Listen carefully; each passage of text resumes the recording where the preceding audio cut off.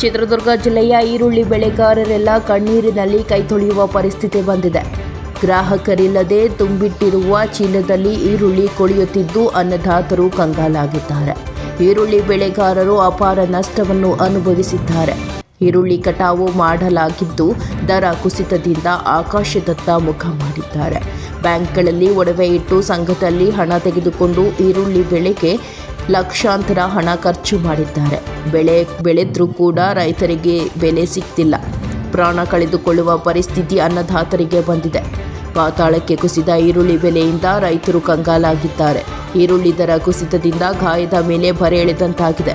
ಈರುಳ್ಳಿ ಬೆಳೆದ ರೈತರು ಜೀವನವೇ ಕಷ್ಟಕರವಾಗಿದೆ.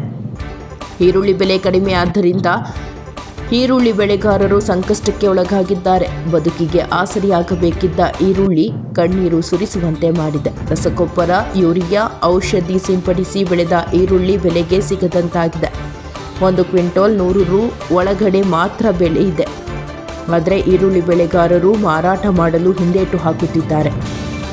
ಈರುಳ್ಳಿ ಬೆಲೆ ಇಲ್ಲದಿದ್ದರಿಂದ ಬೆಂಗಳೂರಿಗೆ ರಫ್ತು ಆಗಬೇಕಿದ್ದ ಈರುಳ್ಳಿ ಸ್ಥಗಿತಗೊಳ್ಳಲಾಗಿದೆ.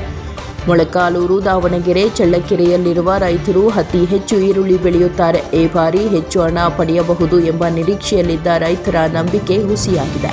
ಪ್ರಾರಂಭದಲ್ಲಿಯೇ ಅಪಾರ ಎದುರಾಗಿದೆ. ಹಾಯ್ಕಲ್ ಗ್ರಾಮದ ಪ್ರಗತಿಪರ ರೈತ ಪಾಲಯ್ಯ ಮಾತನಾಡಿ, ಈರುಳ್ಳಿ ಬೆಲೆಗೆ 3 ಲಕ್ಷ ಹಣ ಖರ್ಚು ಮಾಡಿದ್ದೇನೆ. ಈರುಳ್ಳಿ ಬೆಲೆ ಕಡಿಮೆ ಆದ್ದರಿಂದ ಸುಮಾರು ಲಕ್ಷಾಂತರ ರೂಪಾಯಿ ನಷ್ಟವಾಗಿದೆ. ಸರ್ಕಾರ ಕೂಡಲೇ ಈರುಳ್ಳಿ ಬೆಲೆಗೆ ಬೆಂಬಲ ಘೋಷಣೆ ಮಾಡಬೇಕು. ಇಲ್ಲದಿದ್ದರೆ ನಮ್ಮ ಕುಟುಂಬ ಸಮೇತ ವಿಷ ಕುಡಿಯುವ ಪರಿಸ್ಥಿತಿ ಬಂದಿದೆ. ವರದಿ ಹರೀಶ್ ನಾಯಕನಹಳ್ಳಿ.